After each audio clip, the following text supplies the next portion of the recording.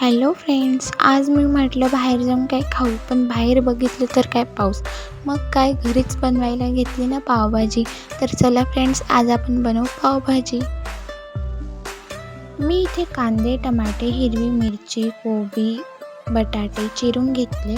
कुकरमध्ये बटाटे, कोबी, हिरवी मिरची आणि थोडे टमाटे शिजण्यासाठी टाकायचे आहे. त्यानंतर त्यात थोडे मीठ घालायचे आहे, जेणेकरून ते छान शिजते. मिक्सरमध्ये कापलेला कांदा बारीक करून घ्यायचा आहे. तुम्ही बघू शकता कांदा बारीक करून झाला आहे. टमाट्यांना पण मिक्सरमध्ये बारीक करून घ्यायचे आहे.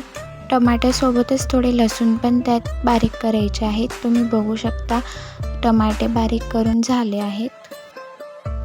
बटाटे, कोबी छान शिजून तयार झाले आहेत. आता त्याला छान स्मॅश करून घ्यायचं आहे. कढईत तेल टाकायचे, त्यानंतर त्यात जिरे, कढीपत्ता टाकायचा. मिक्सरमध्ये बारीक केलेला कांदा त्यामध्ये टाकायचा आणि छान परतवून घ्यायचं. थोडा लालसर होईपर्यंत गुलाबी रंगावर त्याला परतवून घ्यायचं आहे. तुम्ही बघू शकता कांदा छान लालसर झालेला आहे. त्यानंतर त्यात टमाट्याची बारीक केलेली पेस्ट टाकायची आणि त्यालासुद्धा परतवून घ्यायचं आहे. त्याला छान एकजीव केल्यानंतर त्यामध्ये मसाले टाकायचे. तिखट मसाला, हळद, थोडे मीठ चवीनुसार टाकायचे आहे. आणि मी इथे सुहाना मसाला यूज केलेला आहे पावभाजीचा. तुम्ही कुठलाही यूज करू शकतात. त्याला छान परतवून घ्यायचे मसाल्याला. त्यात थोडे पाणी घालून 2 मिनिटासाठी त्याला स्लो फ्लेमवर शिजू द्यायचे आहे, म्हणजे छान तेल सुटते. त्यानंतर त्यात स्मॅश केलेले बटाटे, कोबी, टमाटे टाकायचे आहे. त्यानंतर त्यात थोडे बटर टाकायचे आहे, म्हणजे भाजी छान लागते. त्यामध्ये आता कोथिंबीर टाकायची आहे.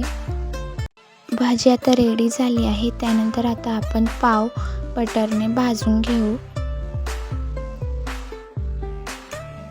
पावांना अशा पद्धतीने मधून चिरून घ्यायचे आहे आणि तव्यावर बटर लावून ते पाव छान खरपूस होईपर्यंत भाजून घ्यायचे आहेत.